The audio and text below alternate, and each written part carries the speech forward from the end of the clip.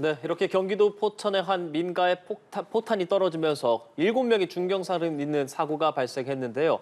한미연합훈련 중이던 전투기가 오발을 일으켜 떨어진 걸로 추정이 되고 있습니다. 예, 자세한 소식 김열수 한국군사문제연구원 안보전략실장과 함께 짚어보겠습니다. 안녕하십니까? 네, 안녕하세요. 네, 실장님 안녕하십니까? 네. 실장님께서도 지금 이 사고 소식 접하시고 지금 뉴스 등을 통해서 이 상황 지금 계속 파악하고 계실 텐데 지금까지 어떤 생각하고 보고 계시는지 궁금합니다.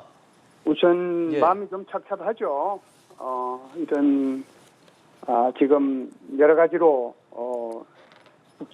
국내 정치가 안 좋고 또 개헌과 관련돼서 많은 군 지휘관들이 여기 연루가 돼서 군이 뒤숭숭한 그런 상태인데 이런 사고까지 나서 굉장히 마음이 아프고 안 좋습니다. 게다가 다음 주 월요일부터 이제 전반기 FS 프리덤 실드 훈련까지 계획이 돼 있는데 그러니까요. 마침 이제 이런 사고까지 생겨서 우선 여기 피해를 입으신 분들한테 국민 한 사람으로서 굉장히 가슴 아프게 생각을 합니다. 예, 지금 오늘 오전 10시 4분쯤에 사고가 발생했는데 한미연합훈련 진행 중에 이 오발 사고가 발생했거든요. 구체적으로 이 훈련이 어떤 훈련이었습니까? 예, 이거는 이제 올해 처음으로 하는 한미연합 합동 통합화력 실사격 훈련이에요. 예. 그러니까 이게 무슨 야외 기동 훈련을 하는 것이 아니고 일정한 이제 훈련장, 그러니까 사격장이죠. 사격장에서 한미가 가지고 있는 육군하고 공군이 같이 통합하고 또 한미는 연합해서 화력 훈련을 실시하는 거거든요. 예. 그래서 이제 우리 육군 같은 경우에는 전차 부대 또 드론봇 전투단 이런 것들이 이제 참가를 했고요. 우리 이제 공군사령부 예하에 F-35A, KF-16, F-15K 그래서 제5세대하고 4.5세대 전투기들이 10세대가 여기에 참가를 했고요. 미 이사단에서는 이 한미연합사단하고 정보운영반들이 이제 주로 참가를 해서 미국 같은 경우에는 여기 전투기는 이번에 참가를 안 한 상태에서 한미 합동 통합화력 실사격 훈련을 실시를 한 겁니다. 예. KF-16 전투기에서 지금 폭탄 오발 사고가 난 것입니다. 김현수 실장님, KF-16은 우리의 굉장히 주력 전투기지 않습니까? 그렇죠. 이 기종에 대해서 일단 설명을 먼저 좀 해주실까요? 예, 전투기라고 하는 것 자체가 이제 임무가 여러 가지가 있는데요. 제일 이제 중요한 임무는 아무래도 이제 제공권을 장악하는 거지 않습니까? 그렇죠. 그래서 이제 공대공 전투를 하는 게 있고요. 그 다음에는 이제 지상 공격을 하는 임무를 수행을 해요. 그래서 이제 전차나 장갑차나 그렇지 않으면은 포대, 그러니까 포들이 이제 쭉 모여 있는 곳이죠. 예. 그런 곳에 대한 이제 지상 공격을 하는 게 있고, 그 다음에 이제 함정이나 또는 잠수함도 이제 해당은 되겠습니다만은 해상 공격하는 게 있고요. 그 다음에 이제 주요 시설이나 산업시설, 군사시설을 포함해가지고 주요 시설에 대한 폭격하는 그런 임무를 수행을 하거든요. 그런데 이제 이게 이번 같은 경우에는 5세대 전투기하고 4세대 전투기가 다 참가를 했고 이번에 한 훈련은 제가 볼 때는 이 네 가지 임무 중에서 지상 공격 임무를 수행한 것으로 그렇게 보입니다. 예, 공대지 폭격 훈련을 하고 있었다라고 했고 목격자의 진술에서도 이 전투기가 굉장히 낮게 날고 있었다라고 했거든요. 네네. 이렇게 낮게 날고 있었다는 것이 이번 사고와 연관이 있다고 보시는지요? 아닙니다. 이게 우리 이제 공대공 전투를 하거나 이럴 경우에는 아주 먼 거리에서 이렇게 미사일을 발사하거나 폭탄을 이제 투하를 하거든요. 예. 특히 이제 미사일을 발사를 하거든요. 특히 이제 공대지 미사일 같은 경우에는 하늘에서 땅으로 쏘는 미사일들 중에서도 우리가 가지고 있는 타우루스 미사일 같은 경우에는 사거리가 이게 500km 정도 됩니다. 예. 그러면은 500km 떨어져서 이렇게 목표물을 쏘는 거거든요. 그런데 이제 이 공대지 지상에 있는 전차나 장갑차나 또는 이제 포대를 공격하기 위해서는 이게 전투기가 날아와 가지고 아주 지상 가까이서 붙여서 이게 폭탄을 떨어뜨리고 다시 급상승해서 올라가야 되거든요. 네. 이게 문제는 이제 고도를 얼마만큼 유지하느냐 하는 건데 공대공 전투에서는 고도를 얼마만큼 올려도 관계는 없어요. 그렇죠. 예. 그런데 공대지 전투를 하려면은 이게 일정한 부분까지 지상으로 가까이 가서 표적을 확인을 하고 그리고 나서 여기서 폭탄을 떨어뜨리고 급상승하거든요. 그래서 이번에 이제 거기 계신 주민분들이 무슨 뭐 이렇게 굉장히 이 전투기가 낮게 날았다고 그러는데 그 낮게 날은 것은 정상적인 이 임무를 수행하기 위해서 그렇죠. 공대지 임무를 수행하기 위해서는 이렇게 들어올 때는 좀 높게 들어오다가 마지막 목표 지점까지 와서는 낮게 날아서 폭탄을 터뜨리고 올라가야 되기 때문에 예. 그때는 낮게 들어올 수밖에 없습니다. 그렇죠. 순간적으로 활강을 해서 저공 비행을 통해서 가장 땅과 가까운 지역에서 폭탄을 떨어뜨리고 다시 올라가야 그게 임무를 완수하는 측면이기 때문에 그런 말씀을 지금 전해주신 것으로 보입니다, 실장님. 그렇죠. 예. 네, 지금 우리 앵커님 그 공군 장교 출신이라 그래서 그런지 예. 잘 아시는 것 같아요. 맞습니다. 그렇게 하는 겁니다. 예. 근데 그렇다면 사실 저도 이제 군 생활을 하면서 교육 훈련도 많이 하고 했었는데 네. 사실은 이런 전투기 관련한 훈련들 저희가 교육 영상 보여주고 그러면 굉장히 정확하게 목표 지점을 타격하는 모습들을 우리가 상당히 많이 볼 수 있지 않습니까? 훈련마다 그런 모습들을 보아왔는데 네네. 이번에는 사격장에 정확하게 폭탄이 투하되지 못했습니다. 아닙니다. 이것도 예, 예. 이게 뭐 제가 변명할 이도 없고 아, 예, 변명할 말씀해 필요도 주시죠. 없는데요. 이번에 이제 떨어뜨린 폭탄이 MK-82라고 하는 폭탄이잖아요. 예. 이게 이제 범용 폭탄이라고 얘기하는 겁니다. 어떤 목적으로도 다 사용되는 폭탄을 General Purpose Bomb이라고 얘기하는데 이게 범용 폭탄인데 이게 종류가 엄청 많아요. 예. 종류가. 그래서 이 똑같은 NK-80이라는 이 폭탄 중에서도 정밀 타격하는 폭탄이 있고 이것은 이제 GPS 유도로 해가지고 정밀 타격하는 거죠. 두 번째는 무차별 폭격하는 게 있습니다. 이것은 이제 적 진지나 또는 공항, 저게 그 비행기지 이런 데를 그냥 폭격하는 건데 이것을 카페트 폭격이라고 얘기를 해요. 예. 이런 폭격이 있고 세 번째는 대기관 및 보병을 공격하는 그런 이제 폭탄이 있는데 정밀 타격을 하는 것은 GPS 유도로 하는 거예요. 그런데 무차별 폭격을 하거나 또는 대기관 및 보병 공격하고 할 때는 이렇게 한 발 한 발씩 해가지고 무슨 적 전차를 한 대씩 이렇게 파괴하는 게 목적이 있는 게 아니거든요. 그렇기 때문에 이런 경우에는 굉장히 GPS 유도를 해서 하는 것이 아니고 일단 이제 그 목표물 가까이 가서 대량으로 이렇게 터뜨리게 되는 거죠. 그게 이제 그러다 보니까 아주 낮게 날아와가지고 목표물 근처에서 문을 열고 이렇게 순간적으로 몇 발씩 이렇게 떨어뜨리고 올라가게 되는 거죠. 예, 지금 말씀해주신 MK-82 폭탄 이게 많이 좀 가장 널리 쓰이는 폭탄입니까? 그렇죠. 이게 이제 범용 폭탄이니까 이걸 가지고 수많은 이제 이 변환되는 폭탄들이 나오거든요. 예. 근데 NK-82라고 하는 것은 이제 통상 500파운드짜리입니다. 500파운드면 한 250km 이제 얼추 계산하면 250kg 정도 되잖아요. 예. 이게 이제 폭발력은 한 100m에서 200m 정도 되고요. 파편이 내려가면 한 300m 정도 됩니다. 그런데 이 500파운드짜리 NK-82 폭탄도 직접 타격을 했을 때 반경은 한 30m 정도 돼요. 예. 직접 타격은 이거는 바로 이제 적극적으로 목표물이 이제 없어지는 거죠. 그런데 그렇지 않고 피해를 입힐 수 있는 강력한 피해를 입을 수 있는 반경은 한 100m 정도 되고요. 파편 피해를 입을 수 있는 반경은 한 300m 정도 됩니다. 그래서 NK-82라고 하는 것은 범용 폭탄을 중심으로 해서 다양한 버전이 존재하고 있고 또 이 NK-82의 이 범용 폭탄인 경우에 그냥 우리가 지상 공격을 할 때는 한꺼번에 몇 발씩을 이렇게 떨어뜨리게 되는데 그때의 타격 반경이라든지 피해 반경이라든지 파편 피해 반경이라든지 이런 것은 조금씩 다를 수 있다 이렇게 말씀드릴 수 있습니다. 예.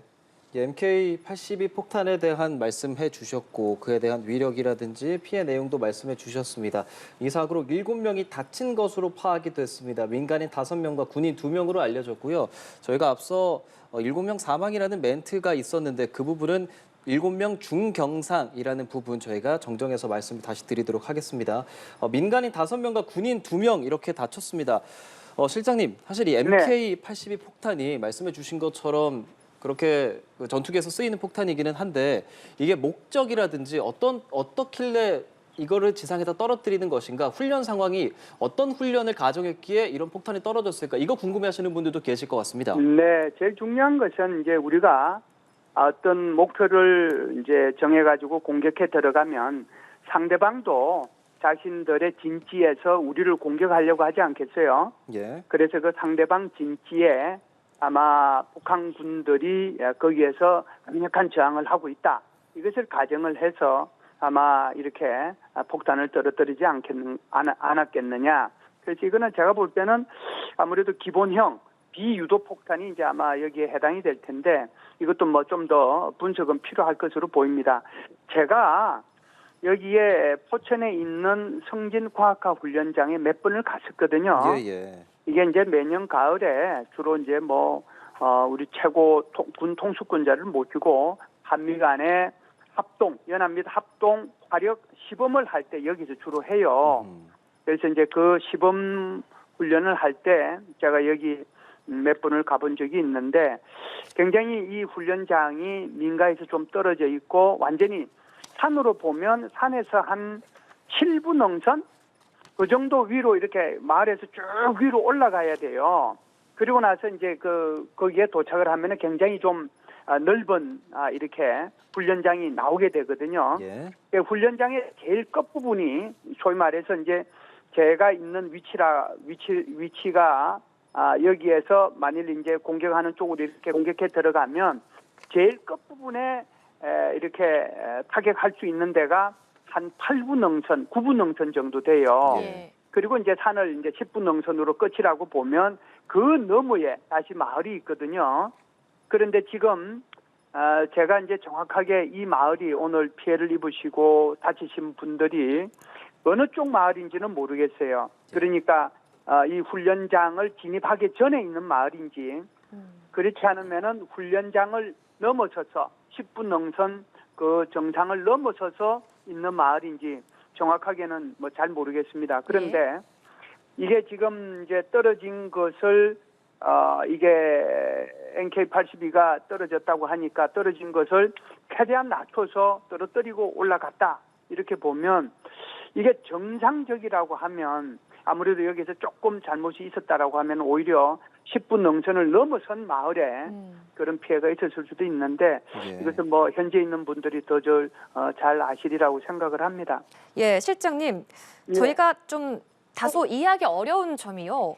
네. 이 폭탄이 5발을 일으켜서 떨어졌다는데 8발이었다는 겁니다. 이 부분, 이 수치를 저희가 어떻게 해석을 해야 될까요? 네, 이것은요, 아마 이 공군에 계셨던 분들은 이제 이해를 하실 거고 아마 우리 그냥 일반 시청하시는 분들은 좀 이해하기가 곤란하실 겁니다. 왜 그러냐면 이게 미사일이면은 한 발씩 이렇게 날아가거든요. 예. 그런데 이것은 이제 미사일이 아니고 폭탄이에요. 그리고 이제 이게 폭탄의 목적이 뭐냐 하는 거거든요.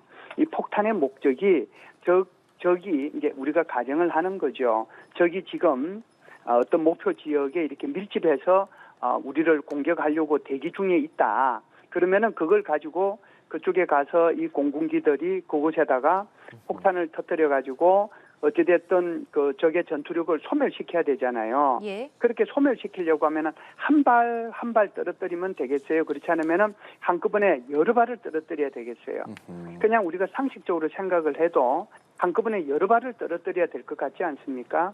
왜 그러냐면은 적들이 우리를 공격하기 위해서 거기 밀집해서 이렇게 모여 있거든요. 예. 그러면은 이걸 한 발씩 떨어뜨려 가지고는 안 됩니다. 그러면은 이걸 한 번에 떨어뜨리고 바로 가야 되는데 공군은 공군 전투기대로 위험 요소가 있죠. 왜 그러냐면 목표 지점에 가까이 가면 갈수록 적의 대공 미사일이나 대공포들이 계속해서 우리 공군기를 격추시키려고 하지 않겠어요?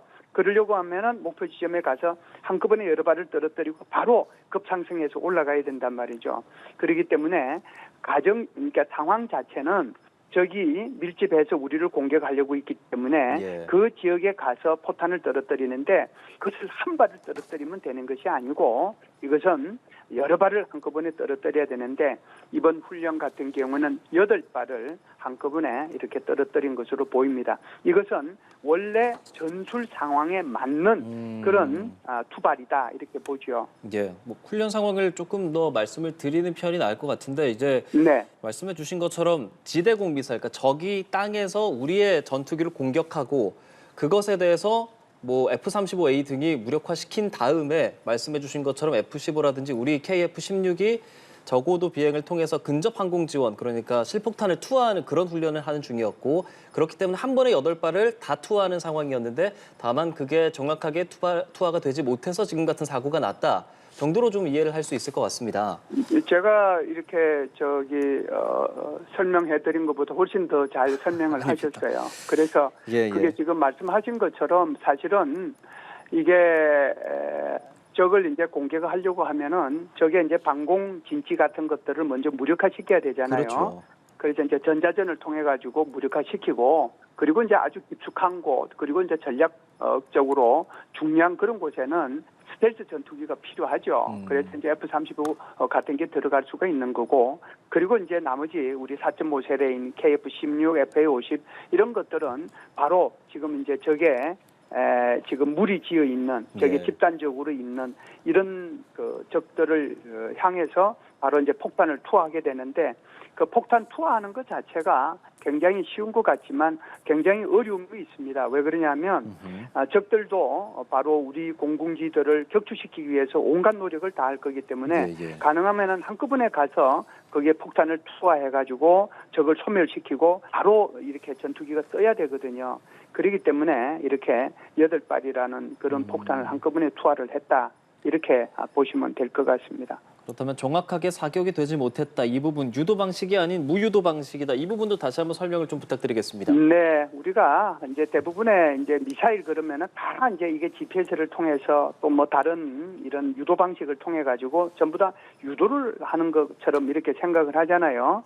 그런데 이제 NK-82 폭탄도 크게 보면 방식이 이렇게 기본형이 있고 유도형이 있고 특수형이 있습니다. 그래서 기본형은 비유도 폭탄이고요. 유도형은 정밀 유도 폭탄이고요. 특수형은 접속탄 형태로 이렇게 투하하는 것이 특수형이라고 볼 수 있는데 예. 이번에 사용한 것은 비유도 폭탄인 기본형이죠. 그러니까 유도를 안 하고 우리가 그냥 흔히 쉽게 얘기하는 더미 폭탄이라고 더미라는 표현을 많이 쓰잖아요. 그렇죠. 그래서 그 더미 폭탄이라고 얘기를 해요. 그래서 그것은 떨어뜨린 대로 그 다음에는 지구 중력에 의해 가지고 그 목표 지점에 이렇게 이게 폭탄이 이제 터지도록 돼 있는 거거든요. 그래서 아마 이것이 지금 공군 참모총장 주관으로 여기 사고대책위원회를 구성을 예. 이제 해서 참모차장이죠. 이게 예. 참모차장이에요. 예. 예, 이걸 이제 아마 하고 있는 것 같은데 오폭이라고 그랬잖아요. 예. 오폭이라고 하는 의미는 전투기의 조종사의 실수인지 그렇지 않으면 폭탄에 문제가 있는지 여기에 대해서도 조금 더 아마 좀 분석은 필요할 거고요. 또 어떤 문제가 있느냐 하면은 이걸 이제 밑에 전투기의 밑에 문을 이렇게 열고 스위치를 눌러야 이 폭탄이 떨어지지 않습니까? 그래서 이 부분에 어떤 이제 뭐 순간적인 결함이 있었는지 이건 더 분석이 필요하지만 이게 이제 공군에서 나온 오폭이라는 표현을 한 걸 보면 아무래도 조종사의 과실은 좀 있는 것 같다는 이제 생각은 합니다. 일단 이제 이거는 제 생각이고요. 예, 예. 분석은 더 필요하다는 말씀을 드립니다. 예. 지금 오발 사고로 인해서 민가에 폭탄이 떨어졌거든요. 이게 네. 일반적인 보통 훈련이 진행된다면 장소는 민가와 어느 정도 떨어져 있는 곳이었나요? 그러니까 제가 이제 이 훈련장은 가봤는데요. 우선 이제 훈련장의 여러 가지 여건에 대해서 조금 말씀을 드리는 게 좋을 것 같습니다. 예. 이제 미국 같은 경우에도 저도 이제 훈련장을 두세 군데를 가봤는데요. 그 훈련장은 우리가 이제 상상을 초월할 정도로 이제 큰 훈련장들을 미국은 갖고 있죠. 네. 그러니까 NTC라고 하는 내셔널 트레이닝 센터라고 얘기하는 건데 뭐 그런 것들이 서울시 면적만큼이나 큰 그런 훈련장들도 있거든요. 그러니까 이런 이제 훈련장을 확보하고 있는 미국 같은 경우에는 그곳에서 이제 훈련하는데 이런 이제 안전사고의 위험 같은 것은 뭐 근본적으로 배제할 수는 있겠죠. 그런데 한국 같은 경우에는 사실상 이 훈련장을 확보하는 것 자체가 어려움이 있습니다. 그리고 설령 확보한 그 훈련장도 그 훈련장으로부터 20km, 30km, 50km 접근을 못하도록 하고 그곳에 무슨 민가를 못 짓도록 하고 이렇게 하면 좋은데 예. 그게 이제 재산권 침해하고 직접적으로 연관이 되기 때문에 그것도 안 되는 거거든요.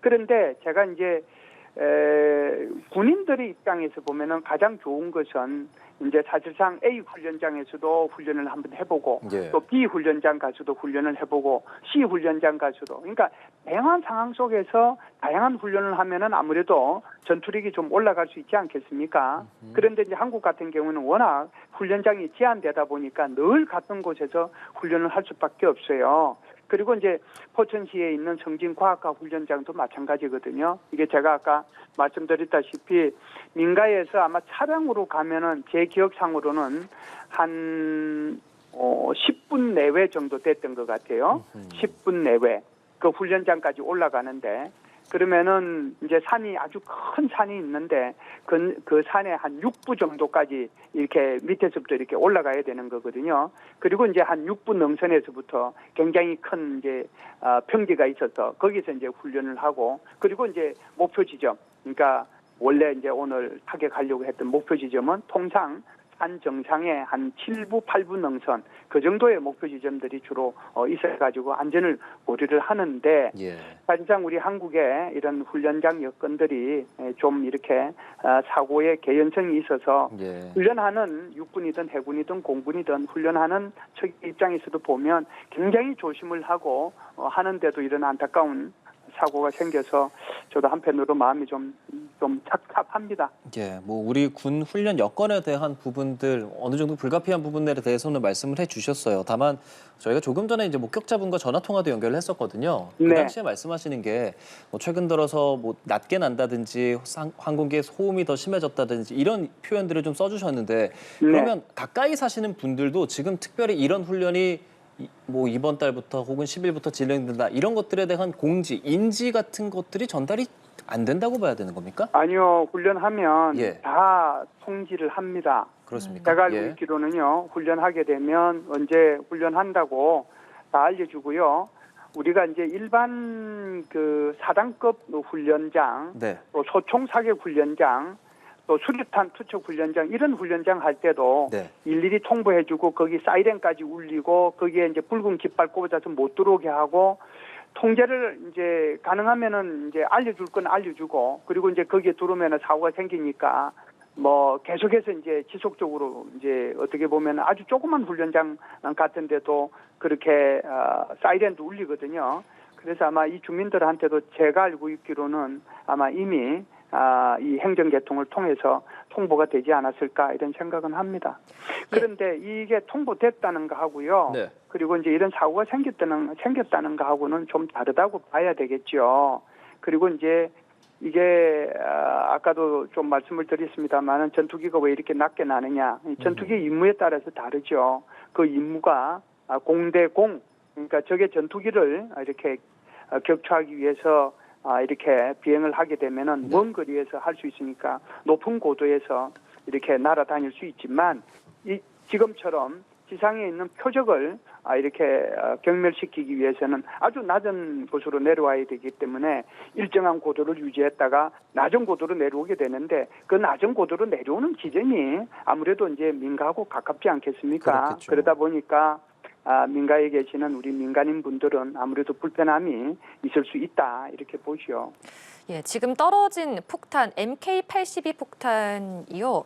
이 위력이 조금 궁금하거든요. 저희가 네. 접하기로는 폭탄 한 발당 살상 반격이 뭐 축구장 한 개 규모다라고 하는데 굉장히 아찔합니다. 만약 실제로 폭발했으면 더 위험했을 것 같거든요. 어떻게 보십니까? 네, 제가 이제 요거는 500파운드면 뭐 한 227, 200, 뭐 하여간 뭐 대충 반으로 따지면 한 250kg 정도 되잖아요. 예. 이게 이제 떨어지는 거니까 이게 폭발력은 100m에서 200m입니다. 그러니까 폭발력은 100m에서 200m지만 직접적으로 타격하는 반경 그것은 30m고요. 이 폭탄이 떨어짐으로써 강력한 피해를 입는 것은 한 100m 정도 되고 파편이 이제 또 터지지 않겠습니까? 예. 파편이 터지다 보면은 피해 반경이 300m 정도 되죠. 그러다 보니까 뭐 축구장 하나를 얘기하는데 직접적으로 타격을 받을 수 있는 반경은 30m 정도가 된다. 한 발이 그렇다는 얘기예요. 예. 그렇다면은 여러 발이 거의 그 목표 지점 부근에 한꺼번에 떨어지잖아요. 그렇게 되면은 조금 더 직접 타격 반경이나 강력한 피해 반경이나 파편 피해 반경은 더 넓어질 수도 있다 이렇게 보죠. 예.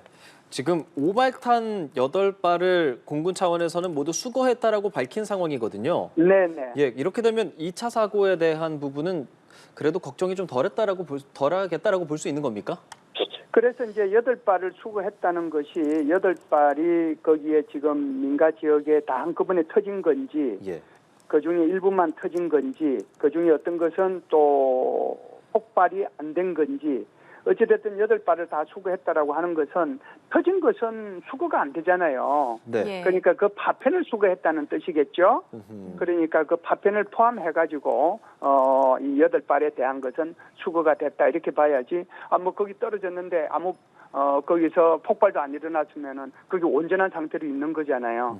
그 어찌됐든 그것은 뭐 더 분석이 필요는 하겠지만 제가 볼 때는 일단 떨어진 것에 대한 그 파편 이런 것들을 다 수거를 했다. 그런 식으로 저는 뭐 이해를 합니다.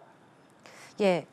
지금 사고 초기부터 관계 당국에서는 전투기에 의한 오발 사고 가능성을 제기를 했는데 네. 정작 공군은요 발생 2시간 가까이 지나도록 사고 경위라든가 사고 여부에 대해서는 아직까지 명확한 답은 하지 않고 있습니다. 이렇게 좀 대응이 늦어지는 이유는 무엇이라고 보시나요? 예, 이제 이런 거겠죠. 언론은 이제 발표를 해서 그것을 알려주면 속은 시원할지 모르겠는데 그것이 이제 신속성하고 정확성의 차이라고 봐야 되겠죠.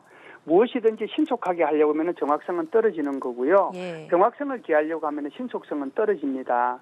공군의 입장에서는 신속하게도 정확하게 이걸 알려주고 싶은데 예. 만일 한번 발표했다가 이것이 이제 다시 발표하게 되면 앞에 발표가 거짓이 되지 않습니까? 그렇죠. 그런 위험이 있는 거죠. 사고는 났고 빨리 이것을 이제 더 중요한 것은 일단 훈련하는 것을 중단하고 그리고 다친 분들을 빨리 이송을 시켜가지고 그분들이 회복할 수 있는 것을 도와주고 그리고 그 원인을 찾는 것은 좀 더 정확하게 찾아야 되지 않겠습니까? 예. 그렇기 때문에 이런 사고대책위원회를 구성을 하고 그리고 이제 어떤 폭탄이 사용이 됐는지 이렇게 이제 아마 발표를 한 거라고 보고 오폭했다라고 이렇게까지 얘기를 하지 않았는가 이렇게 봅니다. 저는 조금 더 분석이 필요하다라고 봐요.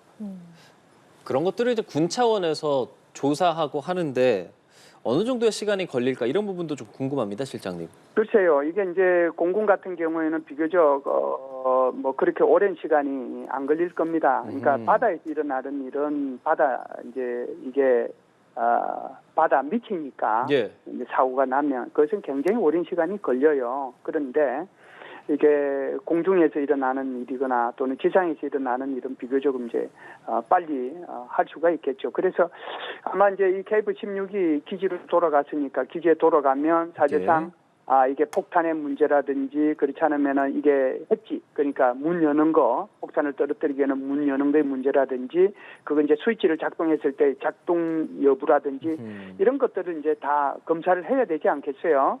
그러니까 이제 그런 것들이 다 없었을 때 조종사의 얘기도 들어보고 조종사가 이걸 눌렀을 때 뭐가 안 됐다 그런 것도 있을 수 있으니까 그래서 최대한 빨리 하고 싶겠죠. 신속하게 이걸 분석을 해서 국민들이 좀 시원하게 아실 수 있도록. 그런데 그것도 중요하지만은 좀 더 정확하게 해서 한 번에 2번, 3번 이렇게 이거 지난번에 발표한 게 잘못됐습니다. 다시 수정하겠습니다. 다시 수정하겠습니다. 그러면 그걸 누가 신뢰하겠어요. 그래서 조금 갑갑하더라도 조금 참고 기다려 주시는 것이 좋지 않겠는가 이렇게 봅니다.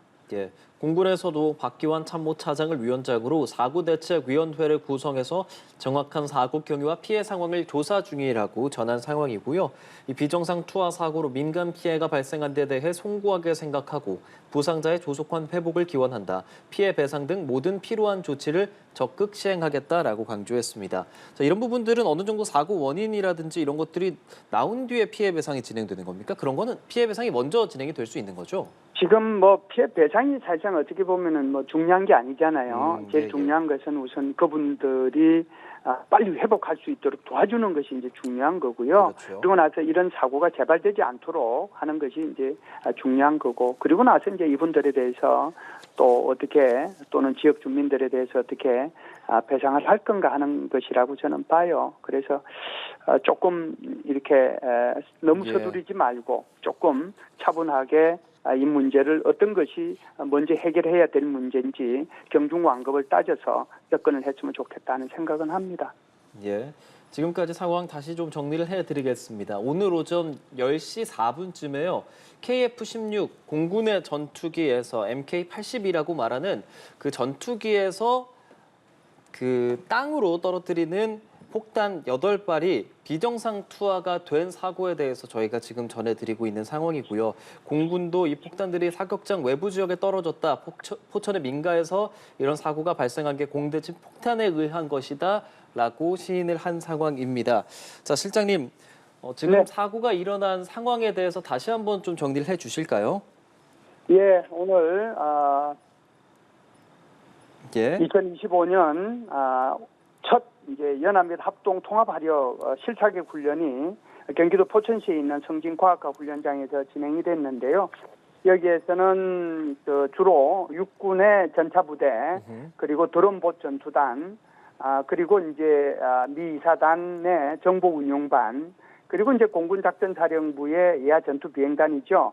뭐 F-35, F-15K, KF-16 이런 것들이 참여를 해가지고 훈련을 했는데, 이게 이제 부지에 사고가 발생을 했습니다. KF-16에서 발사한 NK-82 폭탄이 훈련장 인근에 있는 민간 지역에 떨어져가지고 지금 민간인들이 중경상을 입은 안타까운 사고가 있었다라고 하는 거고요.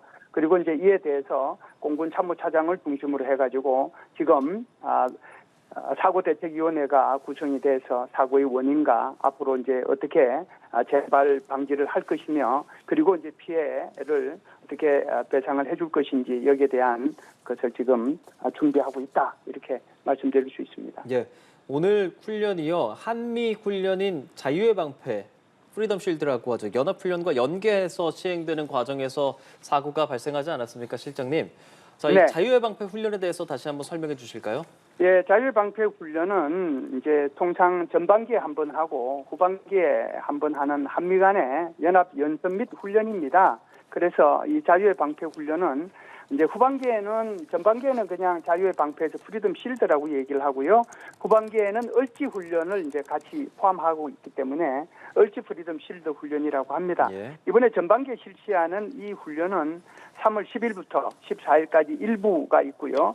3월 17일부터 20일까지 2부로 총 11일간 진행이 되는데요. 북한의 전략적 도발에 대해서 한미가 이런 훈련을 통해 가지고 여기에 대해서 대응하겠다라고 하는 것이 바로 이 훈련의 핵심 내용이라고 보고요. 그래서 이번 같은 경우에도 이 프리덤 실드 훈련 기간 동안에 45회의 연합 야외 기동 훈련이 계획이 돼 있거든요. 그래서 이걸 통해서 상호 운용성을 확대하고 연합 작전 수행 능력을 향상시킬 수 있지 않을까라고 생각을 합니다. 따라서 아무래도 이제 연합 기동 훈련은 계획이 돼 있지만 이번처럼 연합 화력 실사격 훈련은 아마 없을 걸로 생각을 해요. 그래서 그 부분이 빠진 상태에서 지금 여러 가지로 군이 어려움이 있지만 이 연합훈련은 굉장히 중요한 훈련이기 때문에 중단 없이 연합훈련이 계획대로 진행되기를 바랍니다. 예, 지금 FS라는 자유의 방패 한미 연합 연습에 대해서 좀 정리를 해주셨는데 말씀대로라면 전반기와 후반기가 나뉜다고 했고 앞으로 전반기 1부, 2부 훈련도 남아있다라고 해주셨는데 앞으로 이 훈련에 대해서 한미 훈련에 영향이 좀 가겠죠. 어떻게 보십니까? 네, 그래서 이제 제가 좀 전에 말씀을 드렸습니다만은 이게 올해 전반기에만 한미 간에 하는 훈련이 110건이 넘거든요. 예. 전반기에만 그렇습니다. 그러니까 작년보다도 한 10건이 더 많고요. 그중에 이제 대규모로 하는 훈련이 올해 이제 이미 한번 했죠. 한미연합으로 하는 대화력전 연습을 이제 하고, 또 하나가 이제 바로 자유의 방패인데, 이게 지금 이제 11일 동안이 진행이 되는 거잖아요. 진행이 되는데, 여기에는 오늘 이제 훈련한 것처럼 한미 연합의 화력 실타격 훈련은 없기 때문에 아무래도 이제 이게 연합 야외 기동 훈련이라든지 이런 건 하겠지만 굉장히 좀 조심스러운 가운데서 훈련이 진행이 되지 않을까라고 생각을 합니다. 그리고 또 군에도 이제 하나 부탁 말씀드리고 싶은 건데, 예. 이런 뭐 사건이 생긴 것은 굉장히 안타까운 일이고 그러지만, 그렇다고 해서 이 훈련을 축소하거나 그렇게 하는 것보다는 계획된 대로 한미 간에 계획된 훈련을 잘 진행을 해서 대한민국의 안전을 위해서 이 훈련을 잘 수행함으로써 대한민국의 안전을 좀 더 제고시키는데 기여했으면 좋겠습니다. 예, 알겠습니다. 저희가 뭐 말하다 보니 자유방패 연습 훈련 잠깐 혼용을 했는데 연습이라는 표현이 맞는 것으로 보이고요. 공군에선 폭탄 8발 모두 탄착점 확인했고 불발탄이 없다라는 내용이 저희가 속보로 들어왔다는 것까지 전해드리겠습니다. 김열수 한국군사문제연구원 안보전략실장과 함께 전화로 이야기 나눠봤습니다. 실장님 고맙습니다. 예, 감사합니다. 예, 고맙습니다.